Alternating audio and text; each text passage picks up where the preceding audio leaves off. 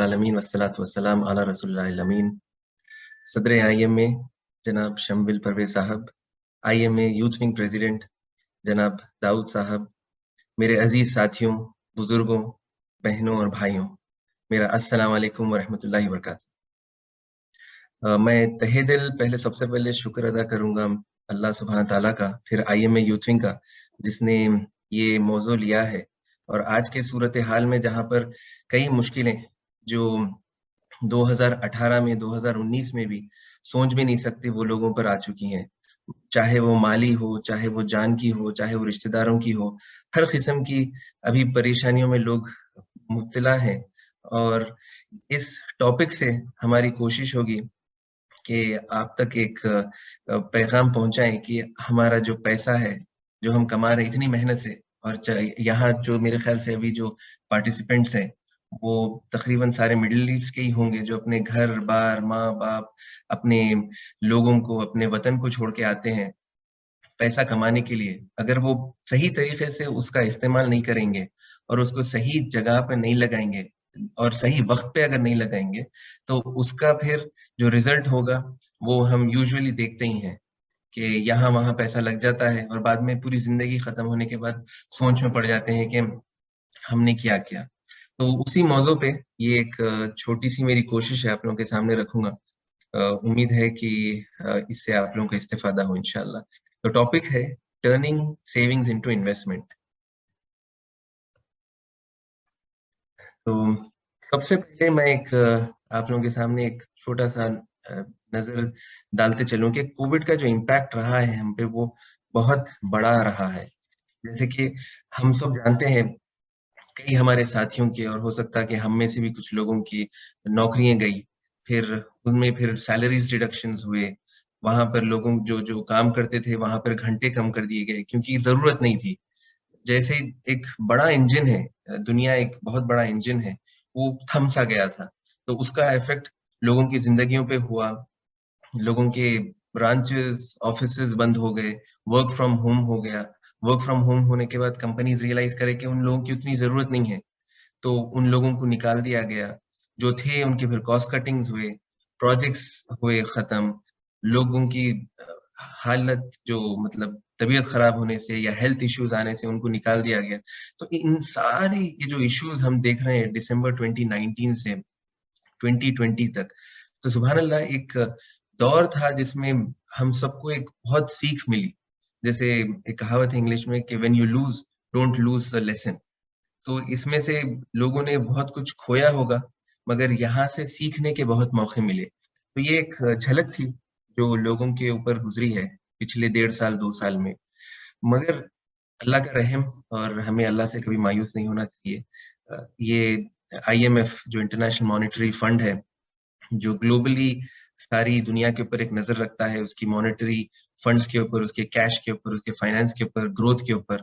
तो उनका मानना ये है कि हमारे ऊपर से इंशाअल्लाह 2020 का जो एक बहुत बड़ा मुसीबत थी वो खत्म हो चुकी है। तो आप देखेंगे जैसे जो जीडीपी ग्रोथ बोलते हैं, ग्रॉस डोमेस्टिक प्रोडक्ट जो होता है, जो कंट्री का जो टोटल इनकम होती है, वो लास्ट ईयर अगर आप ग्लोबली भी देखेंगे तो -3.3 थी। बट अल्हम्दुलिल्लाह 2021 के जो प्रोजेक्शंस है वो 6% ग्रोथ के है। और वैसे ही जो आप यहाँ पर आखिर में देखेंगे कि इमर्जिंग एंड डेवलपिंग एशिया, तो वहां पर 2021 का जो ग्रोथ एक्सपेक्टेड है वो 8.6 है। और इमर्जिंग और जो हमारा डेवलपिंग एशिया है उसमें ये सारी आ जाती, जैसे इंडिया हो गया, दूसरे जो फार ईस्ट कंट्रीज हो गए, और चाइना एक हद तक। हमारा जो सबसे बड़ा इंजन का जो ड्राइवर है वो है पॉपुलेशन। क्योंकि हमारा बड़ा पॉपुलेशन है तो इंटरनल रेवेन्यू और इंटरनल इकोनॉमिक जनरेशन खुद ही से होता है। तो उसका एक बहुत बड़ा अल्हम्दुलिल्लाह हमारे पे फायदा हो रहा है। और अब चूंकि देखिए, what goes down has to come up. तो अगर जो चीजें नीचे गई हैं पिछले साल में या पिछले 2 साल में, उन्हें ऊपर आना ही है। तो अगर हम उस टाइम पे हम अगर सही जगह पे रहेंगे तो आने वाले कुछ वक्त तक तो इंशाल्लाह उसका फायदा उठा सकते हैं। तो अब हमारा जो मौजू है, उसके ऊपर हम चलते हुए सबसे पहले बात है कि सेविंग्स। ये मौजू बहुत ब्रॉड है, ब्रॉड के होते हुए और एक चीज़ ये है कि थोड़ा बोरिंग भी है। तो मैं चाहूँगा कि इसको थोड़ा इंटरेस्टिंग बनाने के लिए कुछ कैरेक्टर्स इसमें इंट्रोड्यूस करूँ। कैरेक्टर्स जैसे मूवीज़ में कहते हैं कैरेक्टर्स आर फिक्शनल, ये किसी से इंस्पायर्ड या किसी को नज़र में रखते हुए नहीं गए हुए हैं। मगर हम क्या करेंगे 2 फैमिलीज़ पहले लेंगे। यूजुअली अगर आप देखेंगे तो 2 या 3 टाइप की फैमिलीज़ है सारे दुनिया में और ख़ास करके हम जो एशियन कॉन्टिनेंट से हैं, सब कॉन्टिनेंट से हैं, इंडिया से, वहाँ पर 3 किस्म के लोग अगर आप कैटेगराइज़ करेंगे तो रहते हैं। मैं अभी 2 किस्म के लोगों को लूँगा। एक है जो बस कमाते और तवक्कल अल्लाह एन्जॉय करो, हम बस आ गया, आज रहो, कल देखेंगे क्या होता, क्यों फ्यूचर की फ़िक्र करना, एन्जॉय करो। एक ऐसे किस्म के हैं। तो ये फैमिली ए हो गई आपकी। दूसरी फैमिली है फैमिली बी, जो सेविंग्स में बिलीव करती, जो बोलती है कि नहीं, नहीं, नहीं, आज बचाओ, आज हम है सो अगर कुछ बचा लेंगे हमारे पास, तो कल हमारी लाइफ बहुत अच्छी हो जाएगी, खूबसूरत हो जाएगी, हम एन्जॉय कर सकेंगे। तो 2 ये फैमिलीज़ पे हम ये सारा प्रेज़ेंटेशन करने की कोशिश करेंगे। पहली जो फैमिली है, वो लोग को ये चीज़ समझ में नहीं आती कि लॉन्ग टर्म सिक्योरिटी, सिक्योरिटी क्या कल रहते नहीं रहते नहीं मालूम, हम ज़िंदा रहते नहीं रहते नहीं मालूम, तो लॉन्ग टर्म का क्या सोचना है? दूसरे हो गए, अगर हम उनको बोलेंगे इमरजेंसीज़ आ सकते हैं आपके ऊपर, कुछ तकलीफ आ सकती है, तो बोलेंगे अल्लाह देखने वाला है बेशक, अल्लाह ही हम सबको देखने वाला है, बट असबाब और उसके पीछे मेहनत करना आपकी ज़िम्मेदारी है। तो जो दूसरी जो फैमिली है, फैमिली बी, उसका एहसास है सो कि नहीं इमरजेंसीज़ आ सकते हैं, तो थोड़ा सेव करो। एजुकेशन, पढ़ाई के लिए हमारे को सेव करना है, उसके ऊपर वो लोग करेंगे। फिर जैसे बड़े-बड़े परचेज़ेज़ होते हैं, जैसे कि आपके हो गए कि घर खरीदना हो गया या गाड़ी खरीदनी हो गई या कुछ वैसे किस्म के जो बड़े-बड़े अखराजात आते हैं ज़िंदगी में, उनके लिए अगर आप सेव करना बोलेंगे, तो ये जो फैमिली बी है, वो बोलती है कि हाँ, हाँ, सही है, हम आज उसके लिए सेव करेंगे, तो कल के दिन हमारी ज़िंदगी बेहतर हो सकती है। तीसरे ये जो दूसरी बात है कि कुछ लाइफ में इवेंट्स आते हैं, बड़े इवेंट्स जैसे शादी हो गई या कोई एक बहुत बड़ा सेलिब्रेशन आ गया या कुछ एक इवेंट हो गया लाइफ में, तो उसके लिए अगर आप अपने पास सेविंग रखेंगे, तो उसको इस्तेमाल किया जा सकता। वैसे ही है सो अपना एक ड्रीम करियर होता। हर ज़िंदगी में सुभान अल्लाह ऐसा नहीं है कि जो चाहते वो मिल जाता। मगर अगर आप सेविंग सही वक़्त पे करेंगे, तो हो सकता है कि आप जो एक ज़बरदस्ती अपने आप को खींच के एक नौकरी में लगे हुए हैं, वो एक वक़्त पे छोड़ के आप दूसरे अपने ड्रीम करियर में चले जा सकते हैं। जैसे किसी का शौक होगा अ, आर्टिस्ट बनने का, मगर वो उसमें हो सकता है कि उसको उतनी आमदनी नहीं है मगर ज़िम्मेदारी है। तो वो क्या करेगा बोलेगा नहीं अब मैं अपनी चाहत, अपना जो ड्रीम करियर था वो छोड़ के मैं लगा हुआ हूँ दूसरे प्रोफ़ेशन में ताकि अपनी फ़ैमिली को पाल सकूँ, घरवालों को खुश रख सकूँ। मगर अगर वो सेविंग करेगा तो हो सकता है कि कुछ साल के बाद उसको एहसास हो कि हाँ भाई मैंने इतना जमा कर लिया कि अब मेरी फ़ैमिली सिक्योर है, मेरी ज़िम्मेदारियाँ पूरे हो सकते हैं, अब मैं मेरे ड्रीम करियर पे फ़ोकस करूँगा। और फिर और एक चीज़ जिसके लिए हमें सेव करना ज़रूरी होता है, वो है हमारे पीछे जो औलाद होती है, उनके लिए कुछ छोड़ के जाना। जैसे कि कुरान और हदीस में भी है कि अपनी फैमिली को ऐसे ही छोड़ के मत चले जाओ, उनके लिए छोड़ के जाओ। विरासत में भी है कि 1/3 से ज़्यादा आप नहीं दे सकते चैरिटी में क्योंकि आपके जो वर्सा है, उनके ऊपर आपकी ज़िम्मेदारी है। तो ये देखते हुए सेविंग्स इम्पोर्टेंट है, फैमिली बी को समझ में आ गया। और फैमिली ए अभी भी बोल रही कि नहीं बस खुश रहो, अपने में रहो, आज खाओ-पियो, ज़िंदगी बिताओ। फिर सवाल ये उठता है कि चलो फैमिली बी का ये है कि अब मैं सेव कैसे करूँ? ये जो मैं आपके सामने फैमिली ए, फैमिली बी रखा और हो सकता है कि और एक फैमिली आए, तो आप देखिए कि आप कौन-सी फैमिली में फिट होते हैं और आपको कौन-सी फैमिली में फिट होना चाहिए, इस प्रेज़ेंटेशन के बाद इंशाअल्लाह अगर मेरी बात आपको समझ में आई। तो जो दूसरा अब है कि कैसे सेव करें? ये तो समझ में आ गया कि फैमिली बी को सेव करना है। तो वो फैमिली बी को अगर सेव करना है तो सबसे पहले अपने एक्सपेंसेस के ऊपर पकड़ करें। अगर बंदा 100 दिनार या ₹1000 अगर इंडिया में कमा रहा है, तो सबसे पहले उसे वो समझ आए कि मेरा दिन का, महीने का खर्चा क्या हो रहा है। क्योंकि देखिए, इंसान के लिए जो एक दिन जो बहुत खुशी का होता, हफ्ते में या महीने में, वो है जब उसकी तनख्वाह आती। मगर वो तनख्वाह जब आती है, अगर वो बिना सोचे, बिना समझे अगर वो खर्च कर देता है, महीने में एक बार तनख्वाह आती है मगर एक हफ्ते में खर्च कर देता है, तो फिर बचा क्या? बाकी के 3 हफ्ते वो टेंशन में गुजारेगा। तो एक्सपेंसेस पे पकड़ आना बहुत ज़रूरी है। दूसरी चीज़ एक्सपेंसेस पे पकड़ आने के लिए जो ज़रूरी है वो है बजटिंग। बजटिंग में लास्ट ईयर आईएमए ने एक प्रोग्राम किया था, तो मेरे ख्याल से वो यूट्यूब पे आप लोग जाके देख सकते हैं।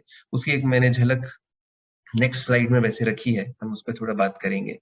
फिर उसके बाद आती है कि हम जो खर्चे कर रहे हैं, हो सकता है कि उसमें कुछ कट कर सकते हैं, कॉस्ट कटिंग, ताकि कल के लिए हम बचा के रखें। और क्रेडिट कार्ड वैसे तो हमारे पास उतना ज़्यादा उसका यूसेज नहीं है, बट दूसरे जो ममालिक में देखा जाता है, खास करके वेस्टर्न वर्ल्ड में, अमेरिका में, वो लोग जीते ही हैं क्रेडिट कार्ड पे। नौ सैलरी आती है, वो सारी खर्च हो जाती, फिर क्रेडिट कार्ड पे खर्चे कर देते हैं। उसके बाद लोन्स बढ़ जाते हैं। अब वो लोन्स किश्त किश्त अपनी है सो चुकाते अपनी ज़िंदगी बिताते हैं। एक चीज़ आप याद रखें कि हम जो सबकॉन्टिनेंट से आते हैं, वहाँ पे हमारे सोशल सिक्योरिटीज़ नहीं है। फिर भी अगर हम उनका एग्ज़ाम्पल देते हैं कि वो क्रेडिट कार्ड्स या उनकी ज़िंदगी वैसे बिताते हैं, तो फिर भी सेफ है क्योंकि उनको उतना सपोर्ट है। जैसे यहाँ पर भी है, तो देखिए क्रेडल टू ग्रेव सपोर्ट है। दूसरे जगहों पे है सो फैमिलीज़ सॉरी गवर्नमेंट सपोर्ट करती। तो ये सपोर्ट्स हमारे पास नहीं है। तो हमारी ज़िम्मेदारी और बढ़ जाती है कि हम इन चीज़ों से थोड़ा एहतियात करें। फिर दूसरी चीज़ है कि प्रायोरिटाइज़ करें, कि ऐसा ना हो कि चलो कोई चीज़ सामने दिखी खरीद लिए, जिसको इम्पल्सिव बाइंग बोलते हैं। इम्पल्सिव बाइंग एक बहुत बड़ा डिसऑर्डर या परेशानी है समझिए। क्यों? क्योंकि अब आप मॉल्स या कहीं जाते हैं, आपकी ख़्वाहिश है, कोई चीज़ महँगी दिखती है या कोई ब्रांड है आपका ख़्वाहिश का, खुशी का ब्रांड है, तो वो आप देखते ही सोचते हैं कि अब ले लेंगे। ले तो सकते हैं आप। अल्हम्दुलिल्लाह आपको अल्लाह ताला उतनी इस्तिताअत दिया, आपके पास उतनी कैपेसिटी है, आप ले तो ले सकते। मगर लेने के बाद अगर आपको दूसरे चीज़ों में अगर सैक्रिफाइस करना पड़ रहा, या जो चीज़ ले रहे हैं उसकी आपको ज़रूरत नहीं थी, या आपके पास कोई एक अल्टरनेट चीज़ थी जो आप बेहतर जगह पे लगा सकते, उसके बाद भी आप इस पे खर्चा कर रहे हैं, तो वो थोड़ा इम्पल्सिव बाइंग में आ सकता है क्योंकि आपने सोचे बगैर, समझे बगैर, इवैल्यूएट करे बगैर उस चीज़ को ले लिया। तो ये जो चीज़ें हैं, अगर इस पे अगर आपकी नज़र अच्छे से पड़ना शुरू हो जाएगी, तो आप एक कदम सेविंग की तरफ पहुँच गए। तो जो हमारी फैमिली भी है, वो खुश है कि चलो हमें समझ में आ गया कि सेविंग क्यों करना है और उन्हें समझ में आ रहा है कि उसका तरीक़ेकार क्या है। जैसे मैंने बताया कि बजट के ऊपर अगर इवन आप भी अपने घर में अगर बजटिंग का सोचते हैं, तो गुज़ारिश है कि अपनी फैमिली के साथ बैठें, उनके साथ खुल के बताएँ कि चलिए मेरे पास इतनी आमदनी है, इसके इतने खर्चे हैं। तो ज़िम्मेदारी आप अपनी फैमिली में एक ज़िम्मेदारी तैयार कर रहे हैं कि हाँ, बीवी, बच्चे, जो घर होता है वो समझ रहे हैं कि अच्छा ये फ़ुज़ूल खर्ची में आता है, या अगर आज हम ये खर्चा कर देंगे तो हमारे लॉन्ग टर्म के ऊपर हमें इफ़ेक्ट होता है। तो ये चीज़ के ऊपर होता। तो बजट के अंदर आप क्या करेंगे, अपनी सारी इनकम को वो कर देंगे जॉट डाउन कि कहाँ-कहाँ से आती है। 2 किस्म की इनकम्स होती हैं हर इंसान की, अगर होती भी हैं तो।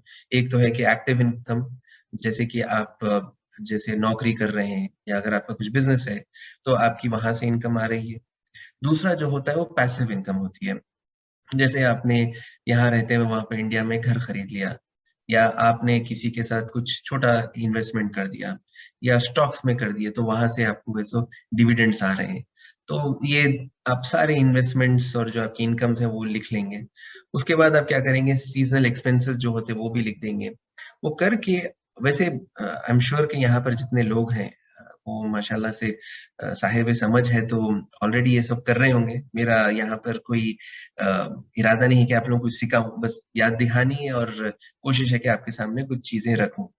तो अपने स्पेंडिंग्स को ट्रैक करेंगे। तो इससे क्या होगा, आपका बजट बन जाएगा, आपको महीने को महीना पता चलेगा कि क्या आपने उस बजट में अपना जो काम था वो किया या एक्सीड किया, और आपके जो सेविंग्स का जो आपका प्लान है, वो सेविंग्स का प्लान सही चल रहा है या नहीं चल रहा है। तो हमारी जो जो फैमिली बी है, वो ये भी समझ गई कि हाँ, चलो बजटिंग करना है। फिर फाइनेंशियल प्लानिंग जो होती है, उसमें अब आप सेविंग्स तो कर रहे हैं, सेविंग्स में कुछ फ्यूचर गोल्स भी बनाएँगे।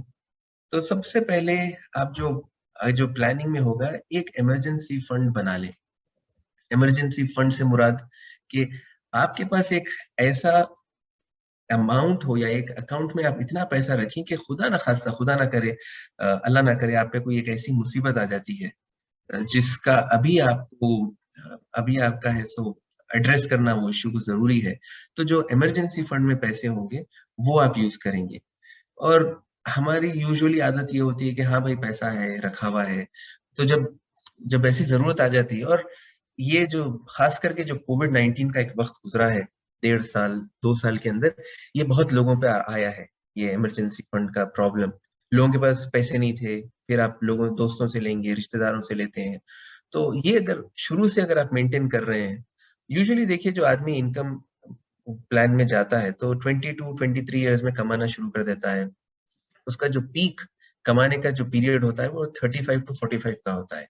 45 के बाद अगर वो एक लेवल पे आ गया तो वहां से सस्टेन होती, यानी तो फिर ग्रोथ होती, वरना स्टैग्नेंट हो जाती। तो 25 टू 45 के बीच में जो स्ट्रगल है वो आदमी को समझना जरूरी है, और ये पीरियड में सुबहान अल्लाह इमरजेंसीज या उसके जो इश्यूज है वो भी कम होते हैं। तो ये पीरियड में इमरजेंसी फंड तैयार हो जाए बंदे का। दूसरा है कि रिटायरमेंट प्लान। जैसे मैंने कहा कि हम जो सब कॉन्टिनेंट से आते हैं, इंडिया हो, पाकिस्तान हो, बांग्लादेश हो, या दूसरे जो कंट्रीज में आते हैं, वहां पर सोशल सिक्योरिटी, वहां पे है सो डिपेंडेंस ऑन गवर्नमेंट नहीं है। तो हमें ही हमारा रिटायरमेंट प्लान बनाना है, हमें ही उसको संभाल के रखना है। तो अभी से जब आपके पास कैपेसिटी है और जब आपके पास अ, अल्लाह की नेमतें हैं, सैलरीज है, तो ये अभी से है सो थोड़ा थोड़ा उसमें अगर जमा करना शुरू कर देंगे, तो जब वक्त आता तो उसके अंदर इतना पैसा जमा हो जाता कि जब हम जाएंगे वापस, और देखते भी हैं जैसे कि हमारे जो बड़े बुजुर्ग यहाँ पर थे 60-65 के होने के बाद जो जा रहे हैं, और जिसने माशाल्लाह प्लानिंग सही की थी, उन्होंने उतना जमा कर लिया होता कि अब जाके अल्हम्दुलिल्लाह आराम से वहां रहेंगे। किसी के कुछ घर है किराए के, या किसी के कुछ इन्वेस्टमेंट्स थे, वहां से आमदनी आ रही है, आराम से जाके वो फिक्स्ड इनकम में से सुकून से अपनी जिंदगी बिताएंगे। फिर तीसरा जो है, आपको जो फाइनेंशियल प्लानिंग में रखना है शुरू से, वो है ओनर हाउस। जो ओनर हाउस है, हम जब जवानी में जोश में रहते, कहीं भी ले लेते, एक घर लिए या एक जमीन ले लिए, वो बहुत बड़ी जमीन थी, या मैं रहता हूँ हैदराबाद में, खरीदूंगा बैंगलोर में, ये सोचिए कि वहां के प्रॉपर्टी रेट्स बहुत अच्छे होने वाले हैं, मगर मॉनिटर करने वाला कोई नहीं है, मगर देखने वाला कोई नहीं, वहां आके आदमी फंस जाता है। ओनर हाउस का मतलब है कि आप अगर प्लानिंग कर रहे हैं कि कहीं पर सेटल होने की फ्यूचर में, तो वहां का नजर में रख के घर के लिए बचाना शुरू करें, या घर वहां पर खरीदें, ताकि इंशाल्लाह जब आप रिटायर हो, और या अगर आप इंशाल्लाह वहां पर जाके सेटल होना चाहें, तो वहां पर आपका घर हो। फिर चौथा है कि चिल्ड्रंस एजुकेशन एक बहुत अहम चीज है ये।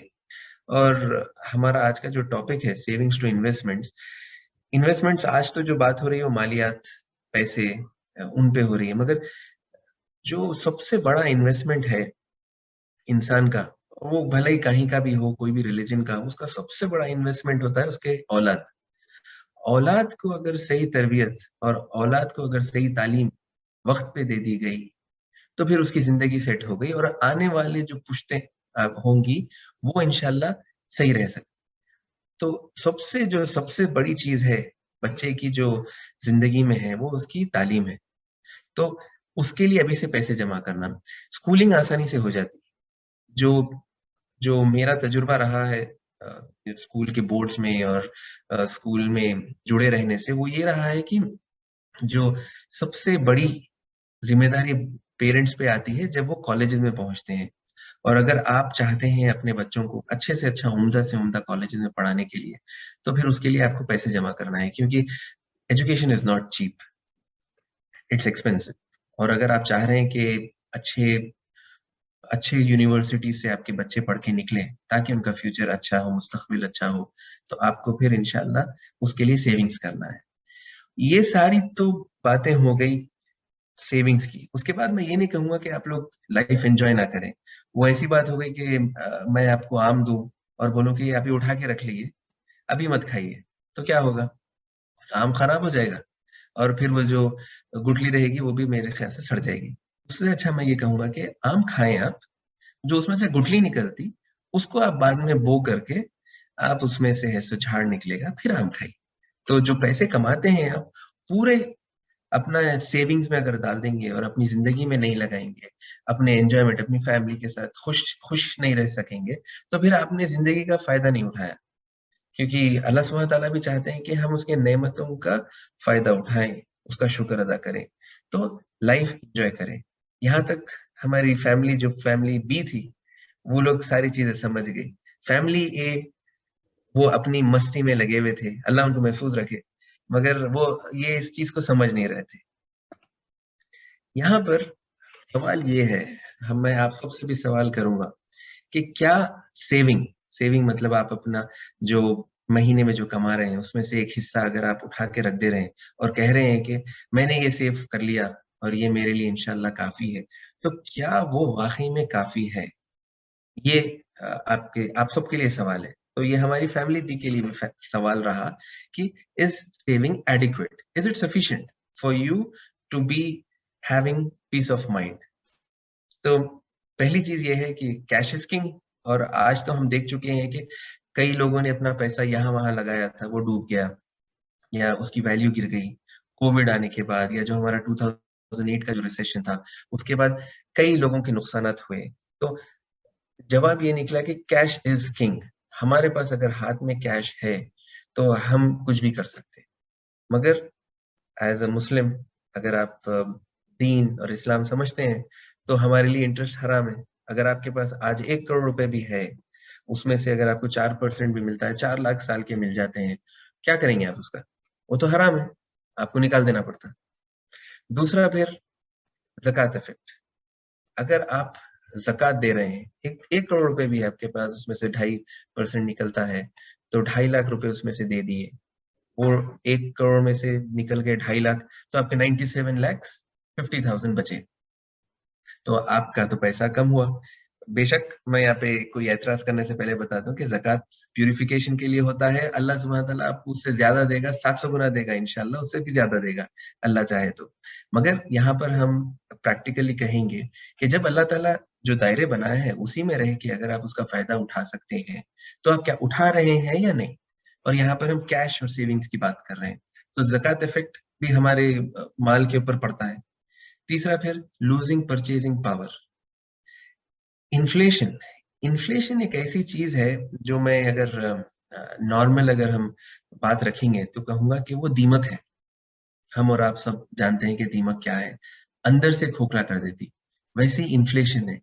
इन्फ्लेशन क्या करता है, महँगाई जिसको कहते हैं वो बढ़ते जाती है। अगर आज आपके पास ₹100 हैं, तो कल वही चीज़ आपको 100 में नहीं मिलेगी। जैसे हमारे दादा वाले लोग बोलते हैं कि हमारे ज़माने में हम यही चीज़ चवन्नी में लेते थे, या हमारे ज़माने में ये चीज़ ₹100 में आती थी और तुम्हारे ज़माने में ये चीज़ ₹1000 में। और हमारे बच्चों के सामने हम बोलेंगे कि यही चीज़ है सो हम लाख रुपए में अब खरीद रहे हैं, हम 1000 10,000 में खरीदते थे। ये है इन्फ्लेशन। तो आपके पास जो परचेज़िंग पावर है वो कम होते जाता है। तो वही जो प्लान बी सॉरी जो फैमिली बी थी, जो 1 करोड़ रुपए लेके जो खुश से बैठी हुई थी, 5 साल के बाद वो 1 करोड़ नहीं रहे। फिर उसके बाद आप देखिए आप कि आप जब सेव कर रहे हैं, तो हम जो कमा रहे हैं, उसमें से थोड़ा बचाते जा रहे हैं। तो हमारी जो एक्टिव इनकम है, उसमें से थोड़ा-थोड़ा, थोड़ा-थोड़ा बचते जा रहा है। तो उसके साथ बढ़ नहीं रहा है, क्योंकि बस वो आप एक्टिव इनकम में से ₹100 कमाए, उसमें से ₹2 जमा कर दिए। वो ₹2 बस वहीं रखे हुए हैं, पार्क हो गए। अगर वही अगर कहीं और जगह लगते थे, तो और तेज़ी से आपकी इनकम बढ़ती। फिर आखिरी इकोनॉमिक इम्पैक्ट जो है, आप जब सेव करके रखते हैं, तो आप इकोनॉमी के लिए कोई फ़ायदा नहीं कर रहे। क्योंकि जो कैश है, कैश का काम है वो कि इकोनॉमी वापस आए और चर्न हो, टर्नओवर हो, उसका गोल हाथ से हाथ घूमे वो पैसा, तो ही इकोनॉमी बढ़ती, बिज़नेसेस बढ़ते, लोगों के पास पैसा पहुँचता, आपके पास आमदनी ज़्यादा होती। तो अगर बंदा सिर्फ सेव करके रखेगा, घर में तिजोरी में अगर अपने पैसे डाल के रख लेगा, तो वहाँ से इकोनॉमी नहीं बढ़ती। ये एक बहुत बड़ा री-इन्वेस्टमेंट इश्यू इकोनॉमीज़ फेस करते, कंट्रीज़ फेस करते। तो ये जो हमारी फैमिली भी है, उसका ये चार्ट है। अब उनके सामने हम ये रखेंगे चार्ट और उनको बताएँगे कि देखो आप ₹10,000 जो ईयर 1 में था, ₹10,000 आपके पास आए। उसके बाद 5% आपको उसके ऊपर इंटरेस्ट मिल गया। ₹500 आप कमा लिए, तो आपके पास टोटल हो गए ईयर एंड में ₹10,500, मगर वो हराम थे। तो आप क्या करें? ₹500 निकाल दिए, नहीं मेरे को नहीं चाहिए। चलिए, ₹10,000 जो थे, वो वापस 10,000 हो गए। अब आपके पास 1 साल हो गया कैश का 10,000 रुपए, उसमें से 2.5% तो आपको निकालना ही है। आप 250 रुपए निकाल दिए, बचे कितने हैं आपके पास 1 साल के बाद? 9,750 रुपए बचे। तो जो सेविंग करे थे आप, वो 9,750 हो गए। अगले साल आप देखिए 9,750, फिर वही साइकिल, वो कटे, इंटरेस्ट आया, इंटरेस्ट आप निकाल दिए, ज़कात दे दिए, 9,500 हो गए आपके पास। तो आप 5वें साल में देखिए, आपके पास ऐसे ही इंटरेस्ट आया, आप इंटरेस्ट तो लिए नहीं, मगर आपको ज़कात देना है, वो फ़र्ज़ है क्योंकि आपकी इस्तिताअत है और आपको कैपेसिटी में आ रहे। आप है सो 5 साल के बाद जो 10,000 रुपए थे, उसकी वैल्यू हो गई 8,800 रुपए। तो फैमिली बी के लिए तो परेशानी वाली बात है कि अभी तक हम उनको समझा रहे थे कि खुश है आप, अच्छे से रह रहे हैं, आपकी सारी आपकी सारी परेशानियां दूर हो सकती, सेविंग्स कर रहे हैं आप। मगर नहीं, यहाँ पे तो हम जो पैसे कमा रहे हैं वही घटता जा रहा। ये एक पहला इम्पैक्ट हो गया आइडल कैश का। दूसरा है इन्फ्लेशन का। जैसे मैंने आपको बताया कि इन्फ्लेशन एक दीमक है सारी दुनिया में, आप इससे बच नहीं सकते। कंट्री टू कंट्री डिफर हो सकता, जैसे कुवैत में है, कहा जाता है कि यहाँ पे 2 से 3% में है। इंडिया में जो जीडीपी बताया जाता है वो 5 to 6% है, मगर जो रियल जीडीपी है वो 12 to 14% है, जो कमोडिटीज पे होता है। अमेरिका में दूसरा इन्फ्लेशन रेट है। तो हर कंट्री का अपनी महंगाई जैसा बढ़ते रहती है, इन्फ्लेशन रेट वैसे ही बढ़ता है। और जैसे हम देख रहे हैं इंडिया में भी कि पेट्रोल के प्राइसेस कहाँ पर पहुंच गए, 100 रुपए के ऊपर हो गए, गैस का हो गया, तरकारी हो गई। जब हम वहां पर बात करते तो सारे लोग यही बोलते हैं कि महंगाई बढ़ रही है, महंगाई बढ़ रही है। तो उसका मतलब यही है कि इन्फ्लेशन बहुत बढ़ रहा है। अगर हम बेसिक इन्फ्लेशन भी लेते हैं, जैसे हमारी फैमिली बी ने क्या किया, 10,000 रुपए पहले साल में रख दी। इंटरेस्ट को हटा दीजिए, आप ज़कात को हटा दीजिए, सिर्फ परचेजिंग पावर को आप ले लीजिए, उसके हाथ में जो चीज है, महंगाई के तरफ से वो चीज वो खरीद सकता है, नहीं खरीद सकता है। तो पहला साल वो रखा, तो 10% अगर महंगाई बढ़ गई तो क्या हुआ, उसके जो 1,000 रुपए थे वो खत्म हो गए। आज जो चीज उसको जाके अगर फॉर एग्जाम्पल उसको जाके एक मोबाइल फोन खरीदना था 10,000 रुपए में, अगले साल वो जाएगा तो 11,000 में हो जाएगा। उसके पास तो वो नहीं है, और वो जो 10,000 की जो वैल्यू थी वो तो कम हो गई, घट गई, उसकी 9,000 हो गई। तो वैसे ही अगर आपकी वैल्यू गिरते जाएगी, तो ये एब्सोल्यूट वैल्यू नहीं है। यहाँ पे जो आपके सामने रख रहा हूँ कि वो 10,000 रुपए है, सो आपके 5,900 हो जाएंगे। एक्चुअली वो 10,000 रुपए ही रहेंगे 5 साल के बाद भी आपके हाथ में। मगर क्या होगा, वो वैल्यू उस पे 5वें साल में 5,900 रुपए की वैसी हो जाएगी। तो अगर 10,000 रुपए का मोबाइल वो टाइम पे रहेगा 5वें साल में, तो आपके पास उतने पैसे नहीं होंगे खरीदने के लिए। ये तो बहुत फिगर वाली बात हो गई।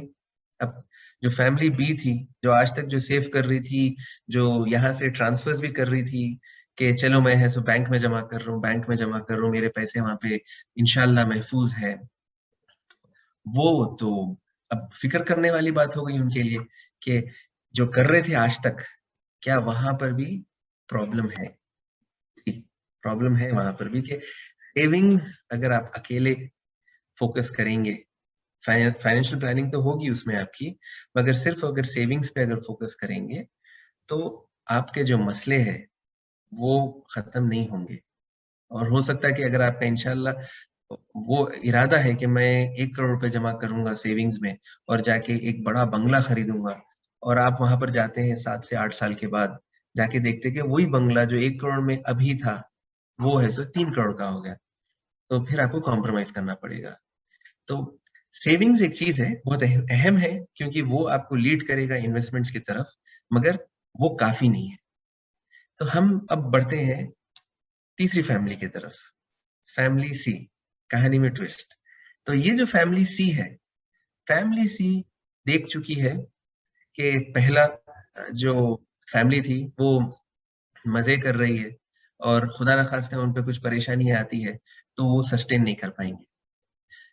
फैमिली बी है, उन्होंने बहुत मेहनत की, जिंदगी में बहुत कुछ कमाया, मगर वक्त के साथ नहीं चल सके। वक्त आगे तेजी से बढ़ रहा था, मगर उनके जो सेविंग्स थे वो आगे बढ़ नहीं सके। तो जैसे हमारी वादा हमेशा बोलती, अगला गिरा तो पिछला होशियार। तो वैसा है यहाँ पर कि ये जो तीसरी फैमिली सी है, फैमिली सी कहती है कि हाँ, अब मुझे इसके आगे सोचना पड़ेगा कि मैं सेविंग्स करके मेरे लिए काफी नहीं है। वहां पर आता है इन्वेस्टमेंट्स। मगर इन्वेस्टमेंट करना भी आसान नहीं है, क्योंकि हर बंदा उस फील्ड का नहीं होता, या उसके सामने उतने जराए नहीं होते, या उसको इतनी मालूमात नहीं होती कि वो जाके एकदम से इन्वेस्ट कर दे। तो उसके पास कुछ लोग आते, और हमेशा हमारे पास क्या होता है, नेगेटिव थिंकिंग, कि नहीं नहीं ऐसा करे तो डूब जाते पैसे। तो उनमें से जो हमेशा सुनने में आते, जो हमारे सामने, वो ये है कि investments are as risky as gambling. कि नहीं नहीं नहीं, आप पैसा मत डालो, जो कमा रहे हो वो संभाल के महफूज रखिए, क्योंकि आप इन्वेस्ट करेंगे वो जुआ है, आपका पूरा पैसा डूब जाएगा। आप उस पे वो ही मत करिए, परेशान मत होइए। आप बस अपना इन्वेस्टमेंट मत करिए, सेविंग में फोकस करिए। तो मेरे भाइयों, हर इन्वेस्टमेंट गैम्बलिंग नहीं होती। हाँ, एक हद के बाद जहां पर आपका कंट्रोल नहीं होता, वो गैम्बलिंग हो सकती, मगर हर इन्वेस्टमेंट गैम्बलिंग नहीं होती। रिस्क सब में है। ऐसे नहीं है कि रिस्क है है ही नहीं इन्वेस्टमेंट्स में। अगर वो रिस्क नहीं है तो जीरो इन्वेस्टमेंट है, तो वो रिस्क फ्री है, इन्वेस्टमेंट नहीं है।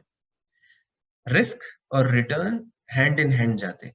एक चीज आप लोग समझ जाइए, लो रिस्क लो रिटर्न, हम आगे बात करेंगे उसके बारे में। High risk high return. फिर दूसरा जो मिथ है, जो गलत फहमी है कई लोगों में, कि all investments are Ponzi schemes. कोई बंदा आपके पास आके, जो शरीफ है, जिसका बैकग्राउंड सही है, और जो इन्वेस्टमेंट्स कर रहा है, बोलेंगे कि नहीं नहीं नहीं नहीं नहीं, ये धोखे के स्कीम्स है। धोखे के स्कीम्स होते हैं, और हमारे जान पहचान हम सब कहीं ना कहीं अपने हाथ जलाए सो है उसमें। मगर हर स्कीम या हर प्लान जो होता है, धोखे का नहीं होता। लोग कहते हैं कि नहीं नहीं नहीं, स्टॉक मार्केट भी है, सो ऐसे ही पॉन्जी स्कीम्स होते, आप वहां पे पैसे डाल देंगे, वो तो कंपनी में नहीं जा रहा, वो तो स्टॉक मार्केट पे रहता, जुआ है वो, या फिर वो लोग वहां पे सट्टे के लिए इस्तेमाल करते।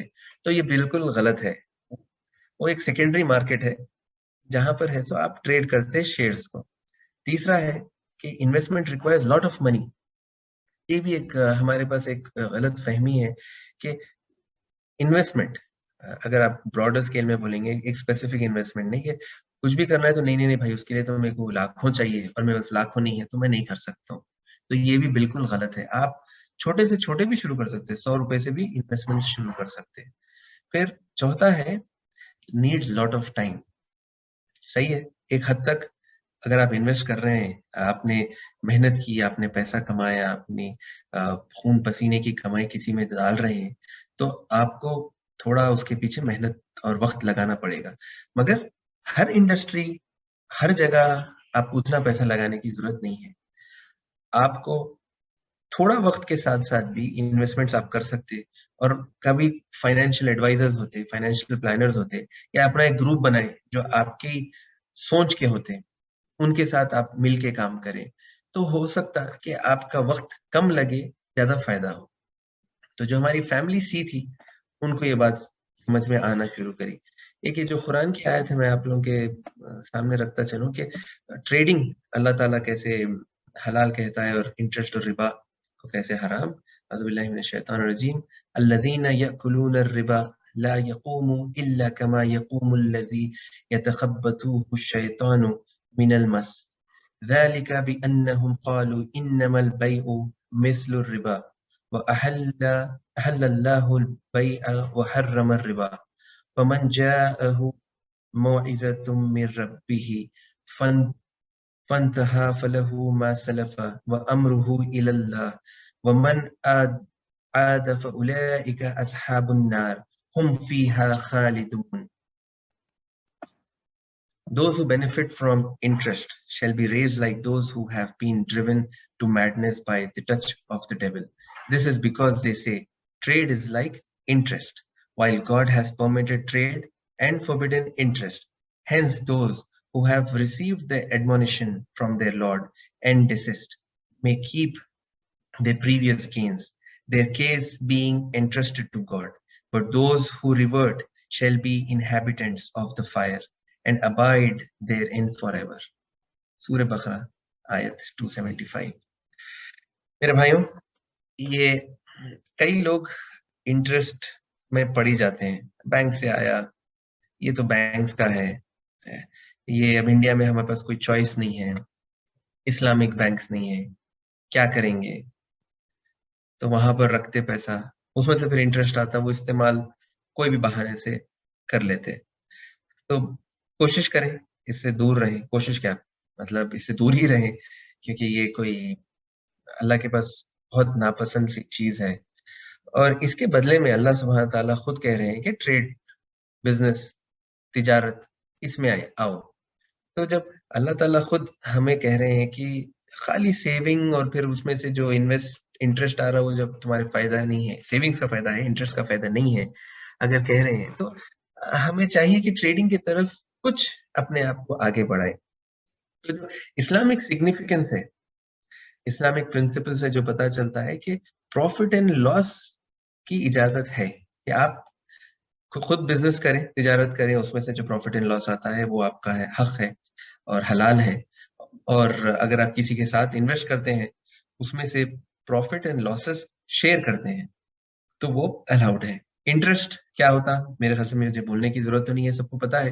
फिर मैं बता दूं कि इंटरेस्ट अगर आप किसी से फिक्स्ड इनकम लेते हैं, कैश ऑन कैश, अगर आप किसी को 1 लाख रुपए देते हैं, बोलते हैं कि आप जाके इसके साथ बिजनेस करें या ना करें, जो करते करिए आप, मेरे को इससे कोई साबिका नहीं है, मुझे बस आप महीने के एंड में इसके ऊपर 1% दे देना, तो ये इंटरेस्ट होगा, क्योंकि आपने उसे पैसा दिया, आप उसके साथ रिस्क में साझेदार नहीं बने, बस आपका जो वो है, आपका जो इंटेंशन है, मोटिव है कि आपको 1 लाख रुपए एंड में मिल जाना चाहिए और उसके ऊपर जो इंटरेस्ट में बोला वो मिलना, ये हराम है।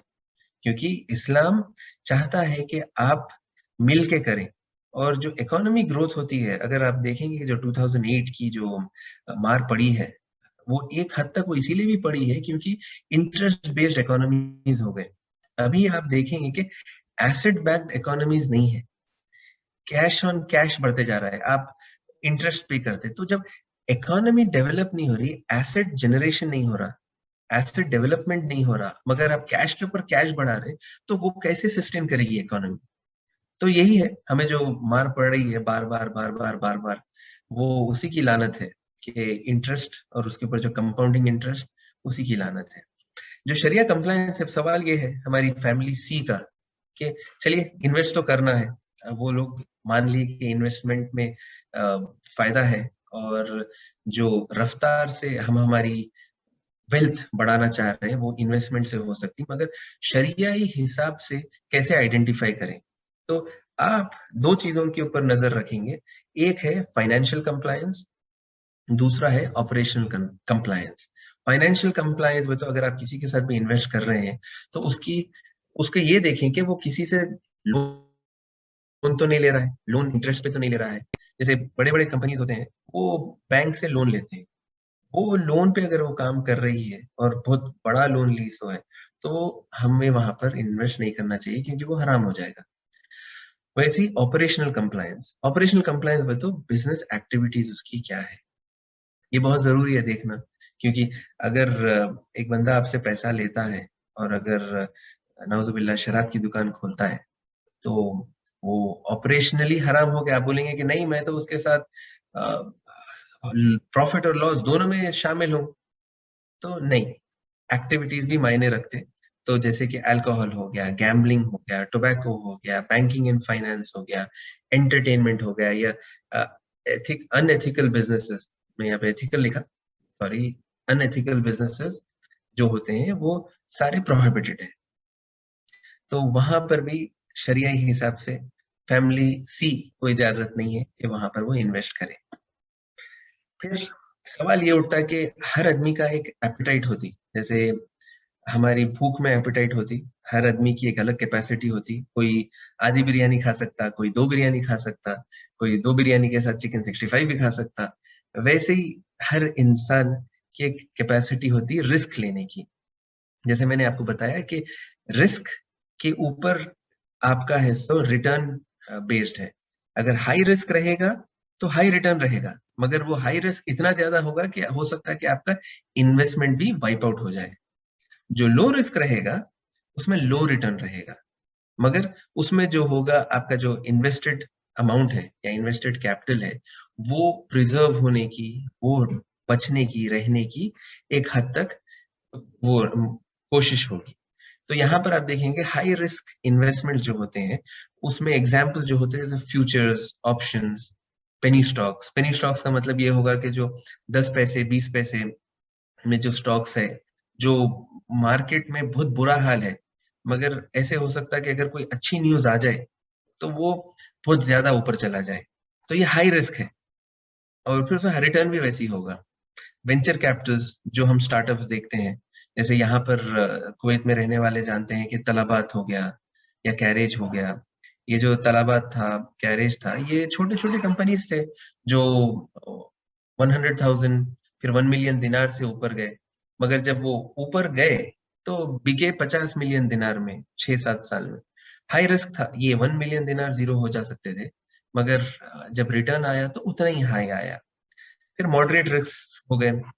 मॉडरेट रिस्क मतलब जो ग्रोथ स्टॉक्स हो गए या म्यूचुअल फंड्स हो गए, इनकम स्टॉक्स हो गए, जहां पर आपको विजिबिलिटी है कि ग्रोथ हो सकती और इंशाल्लाह उसमें कमाई होगी, मगर रिस्क है, वैसे वैसा हो गया।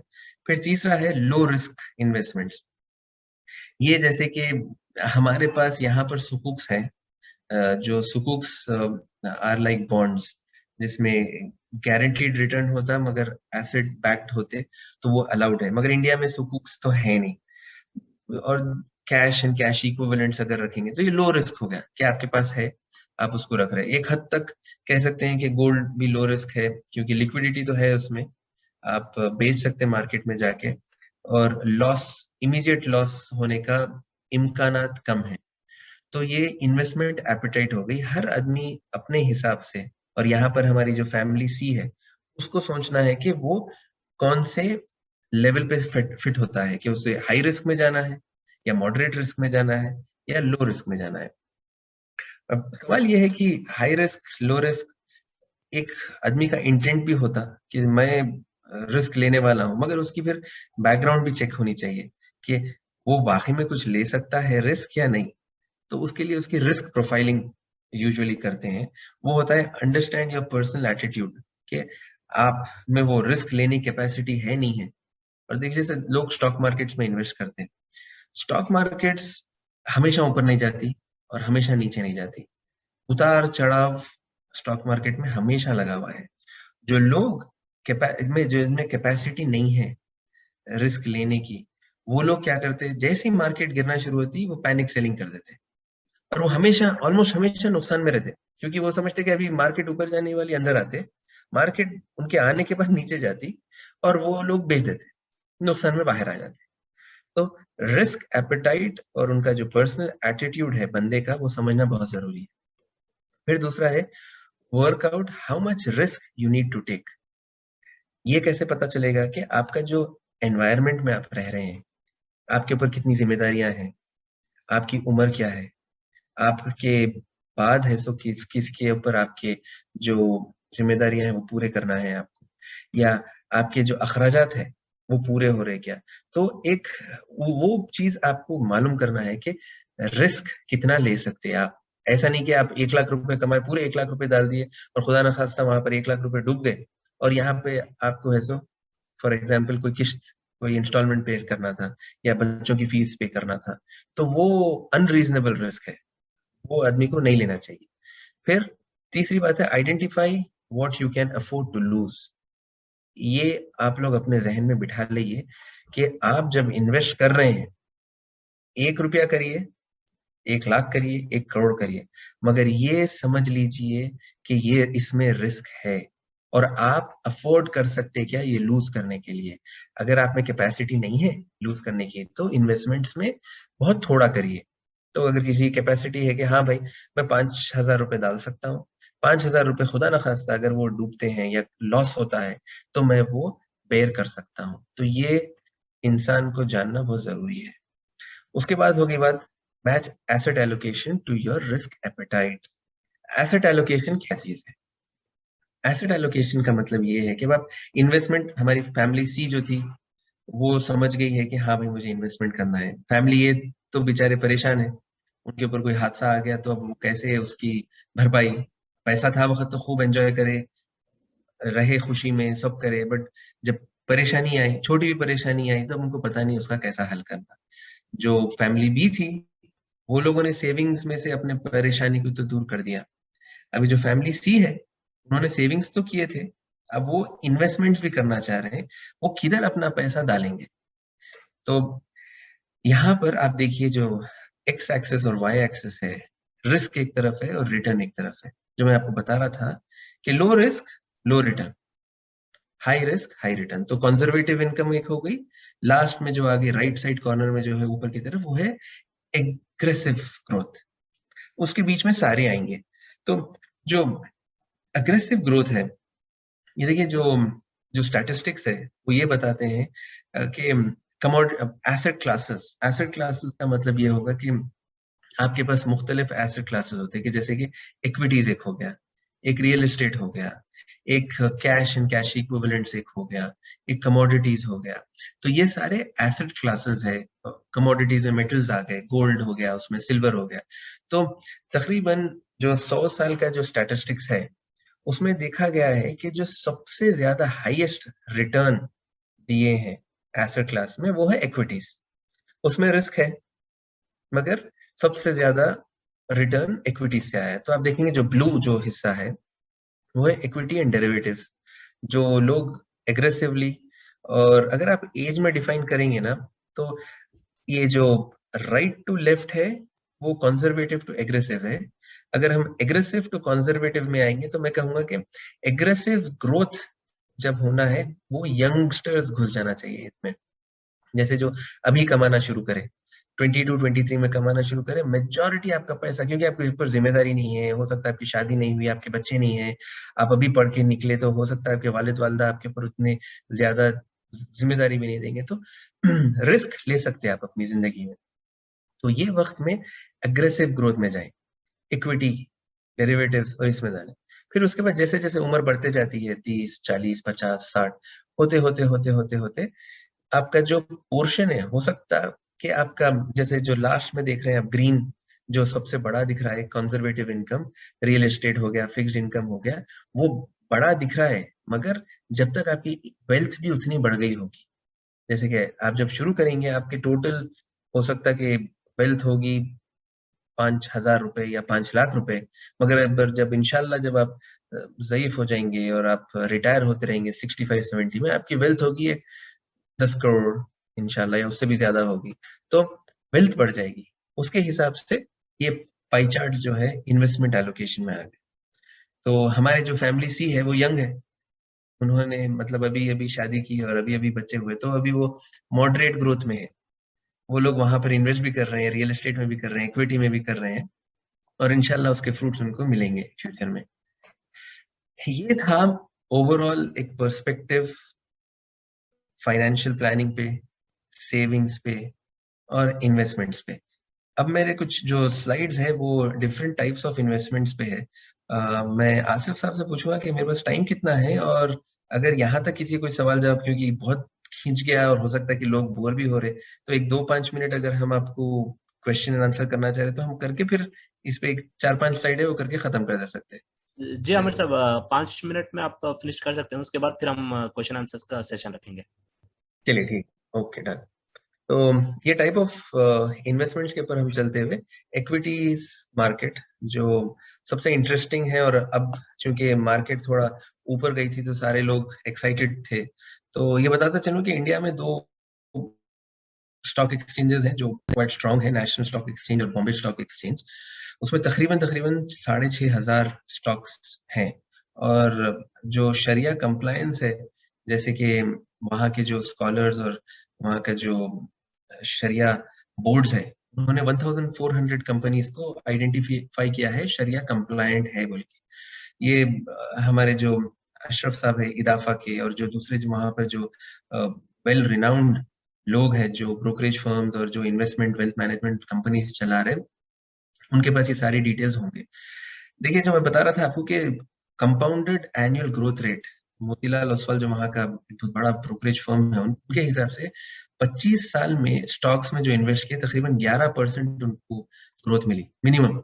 दूसरों के जो कैलकुलेशन है तो 14-16% तक भी बताते हैं। ये जो ग्रोथ है आपको रियल एस्टेट में इसमें उसमें मिलना मुश्किल है। कंपाउंडेड हो सकता है कि एक वेव आए जिससे आप कमा लें, डूज एंड डोंट्स में जो है आपको स्टॉक मार्केट में, तो सबसे पहले एक पोर्टफोलियो, एक कंपनी में सारे पैसे ना डालें, स्मार्ट और स्मॉल इन्वेस्टमेंट से शुरू करें, रिसर्च करें, थोड़ा वक्त लगाना पड़ेगा आपको, उसके बाद ग्रेजुअली जब आप मार्केट समझना शुरू करेंगे तो वक्त कम लगा सकते हैं। कंसिस्टेंटली इन्वेस्ट करें, जैसे मैं आपको बता रहा था कि 100 रुपए से भी इन्वेस्टमेंट शुरू कर सकते हैं, आप छोटा करें, उसको हल्के हल्के से बढ़ाएं, अननेसेसरी रिस्क नहीं लेना चाहिए, अनरियलिस्टिक एक्सपेक्टेशंस, कोई बोल दिया वो ये 2 रुपए का शेयर लेंगे आप तो वो 200 रुपए हो जाएगा, वो करेंगे तो भी वो नुकसान वाला हो जाता। फिर उसके बाद इमोशनल डिसीजंस, कोई भी किस्म का इन्वेस्टमेंट हो अवॉइड करें, क्योंकि इमोशंस अच्छे हैं, इन्वेस्टमेंट्स पे जब बात आती है, अगर इमोशंस से अगर चलेंगे तो देखा गया है कि आप हो सकता है चीज अच्छी लें मगर महंगी ले लें, या जो उसकी प्राइस है उसके हिसाब से ना लें। दूसरा है कि अगर इन्वेस्टमेंट्स में आप इवेल्युएट कैसे करेंगे, लोगों को कई बार सवाल होता है कि स्टॉक मार्केट में होता क्या, कैसे करेंगे, तो ये जैसे ब्लू स्क्रीन लैपटॉप का दिखा रहा है इसमें, वो है ट्रेडिंग अकाउंट, आप वहां पर होते हैं, एक तरफ आपके पैसे होंगे बैंक अकाउंट में, दूसरी तरफ डीमैट अकाउंट होगा जिसमें आपके शेयर्स और ट्रेडिंग होगी। तो बैंक से पैसे आपके डीमैट अकाउंट में जाते हैं, वहां से आप शेयर्स खरीदेंगे, फिर वहां से बेच के फिर आपके बैंक में पैसे आ जाते हैं। यूजुअली आप जो स्टॉक मार्केट में इवेल्युएट करते हैं वो करते हैं फंडामेंटल एनालिसिस और टेक्निकल एनालिसिस। फंडामेंटल मतलब आप उसके फाइनेंशियल्स पढ़ेंगे, बैकग्राउंड पढ़ेंगे, कंपनी के हिस्टोरिकल डेटा में जाके उसको स्टडी करेंगे। टेक्निकल एनालिसिस मतलब आप उसको चार्ट देखते, उसका ट्रेंड समझते कि सेंटीमेंट कैसा है मार्केट में, उसके हिसाब से होता है। और यहाँ पर जो राइट साइड में मैंने एक छोटा टेबल डाला है वो ये है कि आप जो साइकिल होती आप कैसे खरीदते हैं। सबसे पहले तो आप एक स्टॉक आइडेंटिफाई करेंगे, कौन से स्टॉक एक्सचेंज में देखेंगे, फिर देखेंगे उसको कि कैश पे खरीदना है या इंट्राडे खरीदना है। इंट्राडे में तो उसी दिन में खरीद के बेचना है। कैश अगर आपने अपने डीमैट अकाउंट में ट्रांसफर कर दिया तो वहां से फिर आप कितनी क्वांटिटी खरीदना है शेयर्स का कैलकुलेट करके उसको खरीद लेंगे। एक छोटी सी साइकिल है आपके समझने के लिए जो नए हैं। दूसरा ये है कि systematic investment plan. Systematic investment plan का मतलब ये है कि आप, जैसे हमेशा लोग बोलते हैं अरे मेरे पास पैसा नहीं है डालने के लिए, तो आप छोटा शुरू करें, 5,000 रुपए, 2,000 रुपए, 100 रुपए, ये आपके वॉलेट में वजनदार भी नहीं रहेगा, मगर आप हमेशा इन्वेस्ट करते रह सकते, पीरियोडिकली करेंगे आप। इससे क्या होगा, जैसे लोग बोलते हैं अरे ऊपर जा रही है आज मार्केट, आज बुल मार्केट है ऊपर जा रही है, या कल बेयर मार्केट है नीचे जा रही है, तो ये आपको साइकिल्स की फिक्र नहीं रहेगी। आप बस थोड़ा थोड़ा थोड़ा थोड़ा थोड़ा थोड़ा, जैसे मेरा फेवरेट स्टॉक हमेशा से रहा इन्फोसिस। आप उस वो माशाल्लाह हमेशा से आप उसकी हिस्ट्री देखेंगे, थोड़ा थोड़ा पैसे जो जो डालते रहे हैं वो हमेशा फायदे में रहे हैं। तो वहां पर एवरेजिंग हो जाती है, नीचे भी जाएगा तो आप थोड़े और खरीदेंगे, एवरेजिंग हो जाएगी, ऊपर रहेगा नीचे आ गया तो फिर एवरेजिंग हो जाएगी। तो ये सिस्टमैटिक इन्वेस्टमेंट प्लान बहुत अच्छी चीज है। और ये म्यूचुअल फंड्स में बहुत ज्यादा होती है। म्यूचुअल फंड्स शरिया कंप्लाइंट भी है बहुत सारे, वो मेरे ख्याल से आप लोग उसके लिए अलग सेशन करेंगे और जो एक्सपर्ट्स हैं उनके साथ होगा तो इंशाल्लाह समझ में आ जाएगा। दूसरा एसेट क्लास रियल एस्टेट का जो है, कैपिटल गेन्स तो हो जाते हैं, मगर इसके लिए सबसे पहले तो आपको बहुत ज्यादा पैसा चाहिए खरीदने के लिए, और फिर उसके बाद जो रेंटल इनकम होती है इंडिया में 2% टू 4% तक ही होगी। तो और वो इलिक्विड होता, अक्सर ये देखा गया कि लोग खरीद लेते रखते, मगर जब उनको जरूरत होती बेचने जाते तो वो प्राइस नहीं आता, क्योंकि इलिक्विड एसेट है ये, आपको इमीडिएटली पैसा नहीं मिलता, आपको बायर ढूंढना है। बायर को जब आपकी मजबूरी मालूम हो गई, अक्सर यही होता है, वो लोग क्या करते हैं आपको दबा के सस्ते से सस्ते में खरीदते, ये एक है। और दूसरा ये है कि इसमें जो कैटेगरीज होती हैं वो हाउसिंग हो गया, रिटेल हो गया, रिटेल मतलब दुकानें खरीद सकते हैं आप, मलगी जो बोलती है वो, हॉस्पिटैलिटी होटल्स में डाल सकते हैं, या रेस्टोरेंट्स, या दूसरे जो रिसोर्ट्स या हॉस्पिटैलिटी सर्विसेज के जो रियल एस्टेट एसेट्स होते हैं उसमें डाल सकते हैं। कमर्शियल मतलब ऑफिस स्पेस, बड़े बड़े बिल्डिंग्स में होते हैं, ये एक रियल एस्टेट का हो गया। ये एक दिलचस्प स्लाइड है, टाइप ऑफ इन्वेस्टमेंट्स। यहाँ पर आप देखिए कि कमोडिटीज जो होते हैं ये भी इन्वेस्टमेंट्स में से ही आते हैं, लोग करते हैं। लोग जैसे गोल्ड हम में से अक्सर खरीदते हैं, और एक हद तक तो घर वालों को खुश करने के लिए करते, मगर उसके बाद ये रहता है कि गोल्ड खरीद के रख लो, हमारे को कभी जरूरत होगी तो हम बेच के उसमें से पैसे ले सकते हैं, या फिर उसके अंदर लॉन्ग टर्म में है तो उसकी वैल्यू ऊपर जाएगी तो हमारा एसेट बढ़ता रहेगा। और फिर एक ऐसा होता है कि चलो जितना कमाए इंडिया भेज दो, अकाउंट में है हमारे पैसे, वो फॉरेन करेंसीज में क्यों रखना। तो ये जो राइट साइड पे जो चार्ट है कुवैती दिनार और इंडियन रुपी का। ये 2004 से लेके 2021 तक का है। आप इसमें ये देखिए कि 2004 में अराउंड 151 रुपीस एक दिनार था, और यहाँ से जो लोग भेजते थे पैसे, हम जो सब भेजते हैं, वो भेज रहे हैं वहां पर, वो वही वैल्यू पे जा रहा है। 2021 में वही एक दिनार 240 रुपीस में हो गया। तो दिनार अप्रिशिएट हुआ, रुपी गिरा। तो फॉर एग्जाम्पल आप सोचिए, हमारी जो फैमिली सी है, अगर वो लोग एक दिनार आज यहाँ पर रख लेते थे, तो वहां यहाँ पर रखे और वहां पर नहीं भेजते थे। अगर अगर फॉर एग्जाम्पल फैमिली बी सोचिए सेविंग्स में वहां पर भेज दी, एक दिनार 150 रुपीज इंडिया में भेज दी, वो वहां पर पाक हो गए, खत्म। वो उनके घर में, उनके पास 150 रुपए रखे हुए थे। फैमिली सी क्या बोली, नहीं, इंडियन करेंसी हर साल जो ट्रेंड रहा है, हिस्टोरिकली भी देखेंगे आप 20 साल 25 साल से डिप्रिशिएट होते हुए आया कुवैती दिनार से, मैं होल्ड करता हूँ एज एन इन्वेस्टमेंट, मैं यहाँ पर एक दिनार रख लेता हूँ। तो वो जब आज देखेंगे तो उसका एक दिनार 250 रुपए हो गया। तो फैमिली सी कुछ नहीं करी, करेंसी पार्क करके रखी एज अ कमोडिटी। उसका जो करेंसी अप्रिसिएशन हुआ, 1 दिनार इज इक्वल टू 250, आज उसकी वैल्यू होगी 250, और वहां पर जो थी उसकी वैल्यू 150 होगी। तो ये भी एक इंटरेस्टिंग ये है, ये तो मैं आपको लॉन्ग टर्म में दिखाया, शॉर्ट टर्म में भी लोग करते हैं, करेंसीज में रखने की कोशिश करते हैं अपनी इन्वेस्टमेंट्स, ताकि उनको हेजिंग हो जाए, कल के दिन उनका नुकसान ना हो। वरना क्या होता था, कल जब वो जाएंगे वापस इंडिया में 150 फैमिली बी, तो फैमिली बी 150 में कुछ नहीं खरीद सकती, क्योंकि इन्फ्लेशन, दूसरे वो क्या बोलते हैं एक्सपेंसेस की तरफ से उनकी तो कुछ वैल्यू क्रिएशन हुई नहीं। वही जब फैमिली सी जब 250 रुपीज लेके इंडिया जाएगी, तो वो वहां पर वो 250 में आज वही चीज खरीद सकते।